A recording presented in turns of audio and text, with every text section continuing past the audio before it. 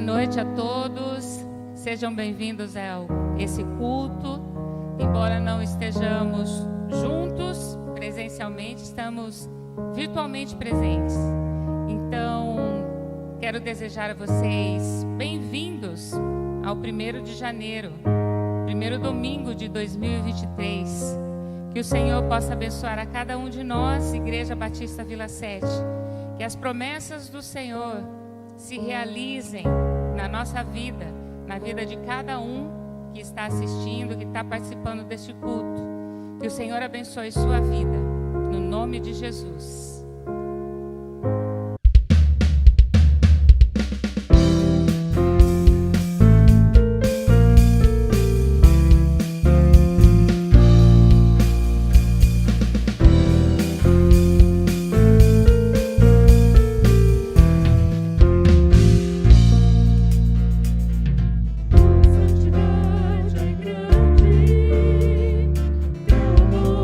Imensurável.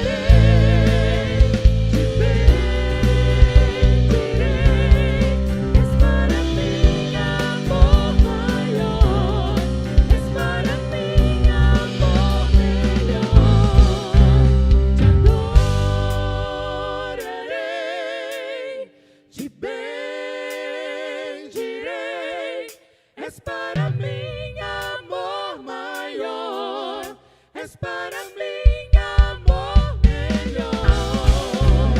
Adorarei,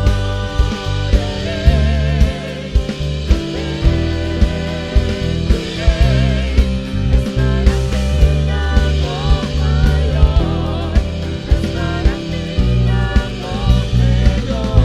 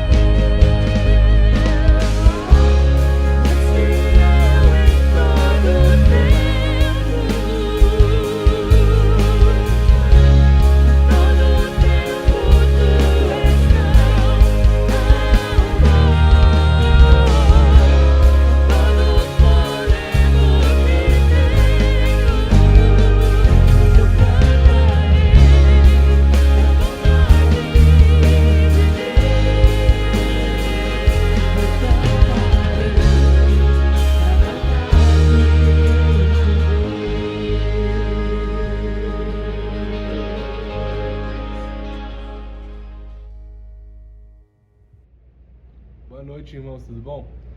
Vamos para o nosso primeiro culto do ano, nosso culto online, já que a maior parte dos nossos irmãos está viajando por aí, aproveitando suas férias. Nosso culto vai ser online hoje, mas semana que vem a gente volta com os cultos presenciais, se Deus quiser. É uma alegria estar trazendo a palavra de Deus aqui de novo, mais uma vez. Eu quero relembrar uma história que todo mundo já conhece, uma história que pauta nossas vidas, e aprender com elas algumas coisas que podem ser um bom direcional para o ano que está começando. Beleza? Vamos orar antes disso? Deus, muito obrigado, Pai. Obrigado que a gente pode, de uma maneira diferente, Pai, de uma maneira que a modernidade nos possibilita, ter um tempo aqui contigo, ter um tempo de aprendizado, de palavra com o Senhor. Pai, fala com a gente através desse estudo, dessa palavra. Em nome de Jesus, amém. O texto que eu quero trazer hoje é o texto de 1 Mateus 26, do versículo 36 ao 38. Abra aí na sua Bíblia. Enquanto você abre, eu quero lembrar essa história. É a história de Jesus no Getsemane. E aí, toda vez que a gente fala sobre a história de Jesus no Getsemane, a gente sempre acaba parando para prestar atenção nos apóstolos, né? De como eles lidavam com a dinâmica de oração, de como aquilo para eles era uma folga, eles acabaram dormindo. Mas eu quero olhar para Jesus e enxergar como Jesus lidou com sentimentos tão conflitantes, tão difíceis, e como isso pode ser um direcional para a nossa vida. Primeiro, a gente precisa entender o que está acontecendo ali. É uma dor física e emocional que está acontecendo com Jesus, né? Antes, vamos abrir o texto? Mateus 26, do versículo 36 ao 38. Vou abrir aqui no meu tablet.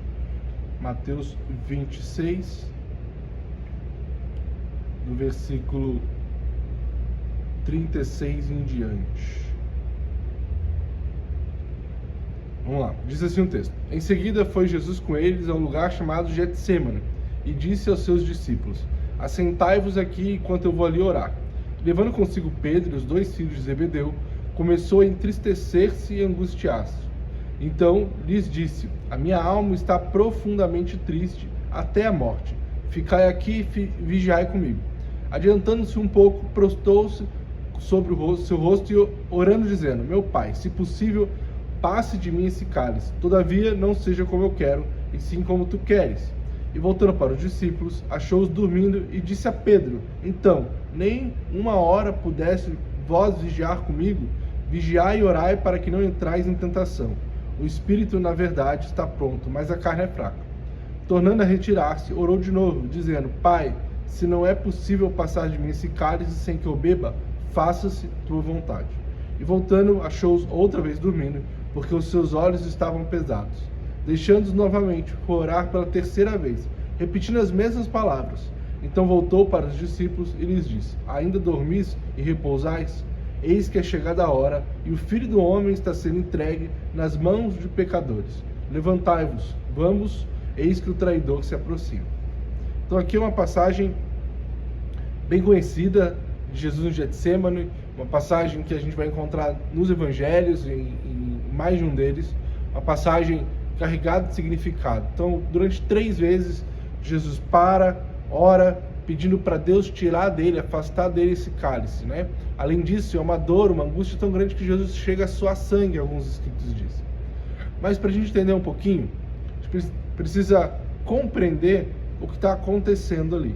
Primeiro, Jesus era um homem de dores. Ao longo da vida de Jesus, vemos ele chorar e suspirar de dor muito mais vezes do que o vemos sorrindo, né? Não é à toa que Isaías fala que nas suas feições existia dor. Era um homem de dores, era um homem que sofria, que tinha em si um sofrimento muito grande. Era o sofrimento da cruz, ele já antevia o sofrimento do sacrifício. No caminho de Jesus, ele começa a ficar angustiado, diz o texto. Esse termo angustiado é ekitantestai. O que significa isso? É um intenso estado emocional devido a uma grande surpresa ou perplexidade. Ou seja, era uma angústia que se abatia de repente sobre Jesus, se abateu sobre ele de repente. Era uma angústia de uma dor muito grande que era causada com muita surpresa. O que eu entendo sobre isso? Entendo que mesmo Jesus sendo Deus encarnado, sabendo de todas as coisas, mesmo ele sendo um homem de dores, um homem que sabia do que iria passar, iria sofrer na cruz, ele não imaginava o quão dolorosa seria a angústia de estar vendo a morte chegando. Era uma dor muito grande, uma dor gigantesca. O caminho dessa oração, o caminho do Getsemane, na escuridão, o horror nasce no coração de Jesus. Ele é humano, então ele também passa por emoções muito fortes. Era uma dor, uma angústia que nascia de forma surpreendente, uma angústia que antevia uma dor muito grande. Então, agora pensa comigo. Se a gente olhar para a história da igreja, a gente vai ver como os primeiros cristãos morreram. Então a gente vai ter vários e vários mártires da igreja cristã. Por exemplo, tem Pedro. Pedro, o apóstolo, diz a história, as lendas do Pedro, que ele, ao morrer, ele pediu para ser crucificado de cabeça para baixo, porque ele não merecia ser crucificado como Jesus. Mas a gente também tem, por exemplo, o Estevão, no livro de Atos. No livro de Atos a gente tem Estevão sendo morto a pedradas, mas aí o texto diz que o rosto dele brilhava como um anjo, brilhava, o rosto dele era lindo, era claro, era brilhante. A gente tem, por exemplo, Policarpo e Inácio de Antioquia, dois historiadores, falando a respeito dos primeiros cristãos. Diziam que eles iam para a morte, que eles iam para a espada, para o apedrejamento, eles iam sorrindo. Eles eram cristãos que entregavam a vida sorrindo. Mas Jesus, sendo Deus, não. Deus encara a morte chorando. Jesus, na pessoa dele, na sua humanidade, encara o principal momento dele com pouca serenidade, como a gente imagina. Jesus, ele chora, ele sofre, ele quer se afastar, ele quer tirar esse fardo dele, ele quer fugir do que está acontecendo.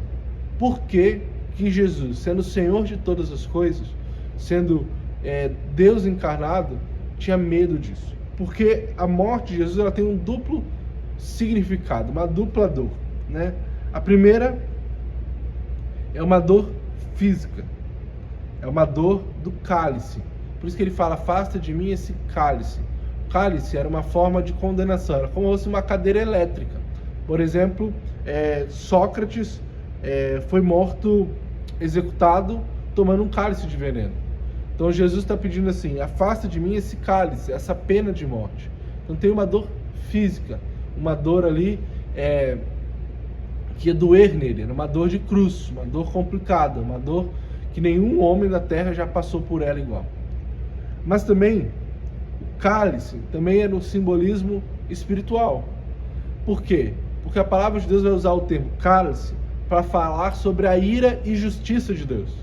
Então, quando Jesus está falando assim: Deus, afasta de mim esse cálice, ele está dizendo assim: Deus, afasta de mim a sua condenação. Por exemplo, lá em Ezequiel 23, versículo 32 a 34, diz assim: assim diz o Senhor, você beberá o copo da sua irmã, que é fundo e largo. Você será motivo de riso e de zombaria, pois nele cabe muito. Você ficará completamente bêbada e sentirá muita dor.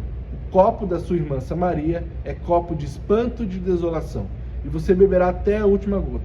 Ficará roendo os cacos e rasgará os próprios seios, porque eu falei, diz o Senhor. Ou seja, Ezequiel está trazendo o simbolismo de copo, de taça, de cálice, para uma condenação. Em Isaías 51 a gente tem o mesmo significado. Isaías 51 diz assim: acorde e levante-se, ó Jerusalém, você que bebeu da mão do Senhor o cálice de sua ira, você que esgotou o cálice de atordoamento. Mais uma vez, Deus apresentando a sua condenação através de um cálice.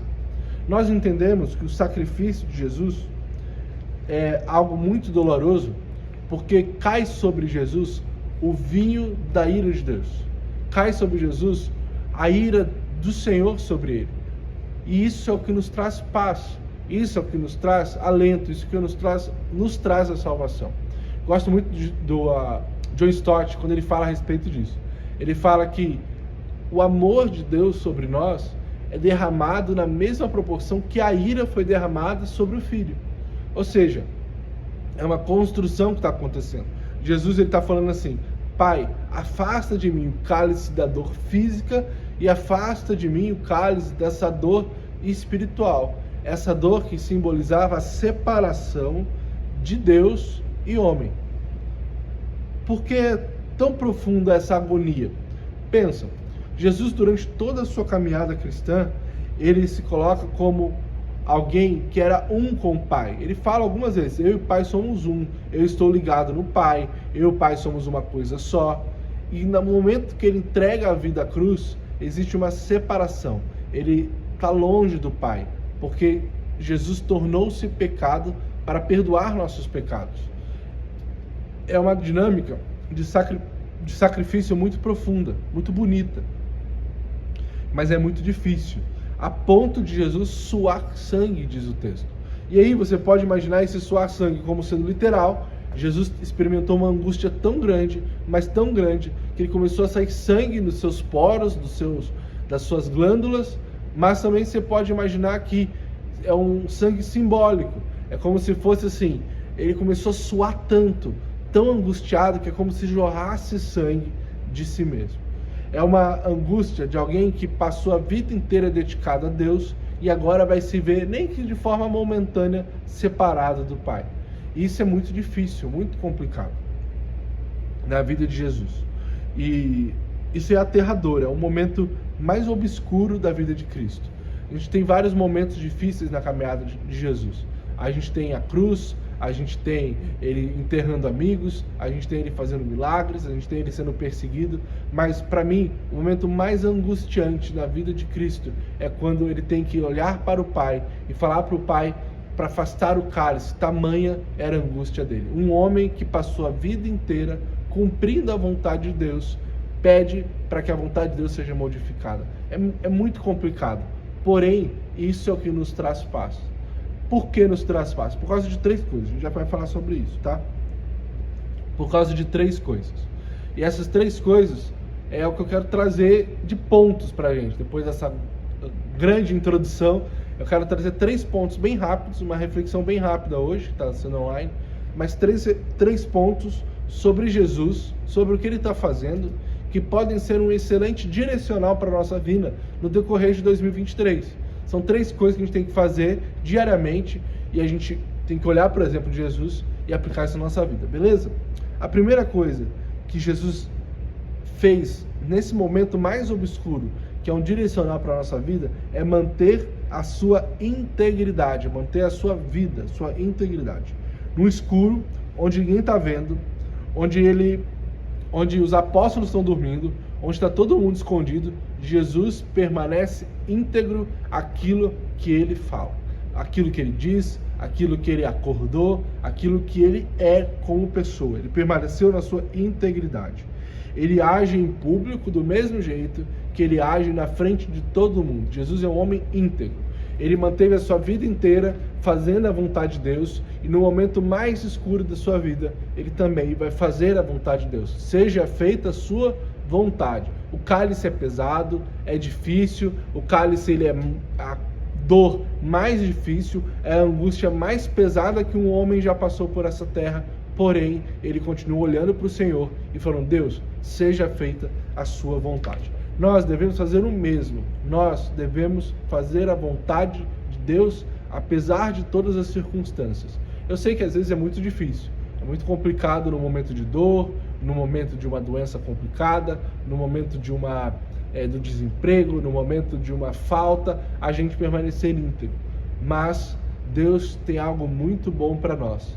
Deus quer que a gente cumpra a sua vontade, pois a vontade de Deus é boa, perfeita e agradável para Ele, e se é para Ele, também é para nós. Segunda coisa que Jesus faz no jardim, no momento de angústia, que serve para a gente como direcional para esse ano, é que Jesus, ele permaneceu em oração. Jesus é sincero nos seus sentimentos. Jesus não faz uma reza, uma oração decorada. Jesus, ele faz uma oração profunda. Ele fala abertamente com Deus. Ele conversa com Deus de forma clara, aberta, franca. Ele fala: Deus, está difícil, afasta de mim esse cálice.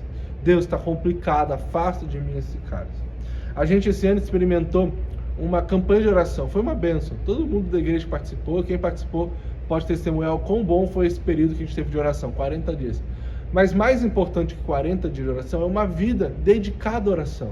Eu lembro que quando eu estou estudando agora para o concílio, e uma das perguntas do concílio é sobre o que como expulsar demônios através de jejum e oração, né? E eu gosto muito da resposta de imaginar que a gente precisa ter uma vida de jejum e oração para termos alguma afinidade com o Pai. Nós precisamos cultivar essa doutrina de jejum e oração, de estar com Deus, de falar com Deus, de termos um tempo com o Senhor. Jesus, durante toda a sua caminhada de vida, nos momentos bons e ruins, ele se retira para ter um tempo de oração, um tempo de intimidade com Deus Pai. Nós precisamos disso também. Nós precisamos alinhar as nossas vidas com a vida de Deus para termos uma vida plena aqui nessa terra. Terceira coisa que Jesus faz é permanecer cultivando bons relacionamentos. Eu sei que no momento difícil, a tendência é que a gente se afaste das pessoas.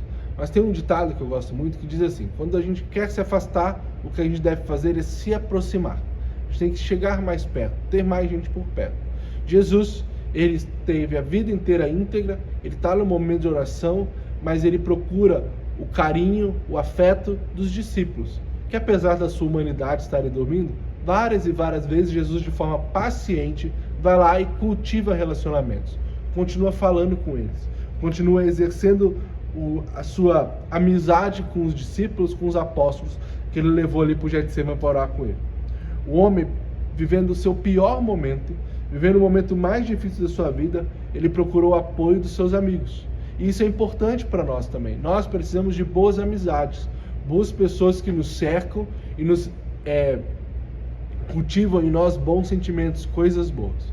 Então, que para esse ano de 2023 a gente siga o exemplo daquele que passou pela dor mais difícil, pelo momento mais difícil, pelo cálice da morte, pelo cálice da ira de Deus, e permaneceu íntegro numa vida de oração e cultivando bons relacionamentos. Eu acho que são 3 coisas boas para a gente esse ano.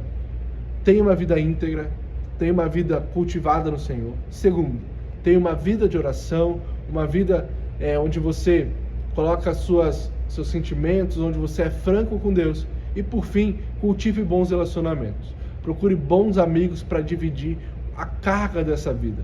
Gálatas fala para a gente carregar os fardos uns dos outros. Então que também você encontre alguém que carregue os fardos com você, assim como Jesus procurou os seus discípulos. Vida, oração e bons relacionamentos. Beleza, pessoal? Hoje bem breve, que Deus te abençoe. Semana que vem a gente volta com os nossos cultos presenciais. Até mais!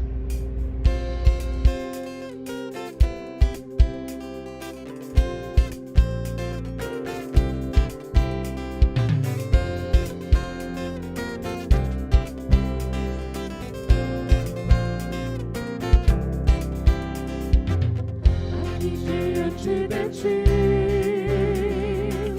eu tenho tanto pra te agradecer. Graças dou, graças dou. O que me deste, Senhor, por tantas bênçãos que eu não posso ver. Graças dou. Graças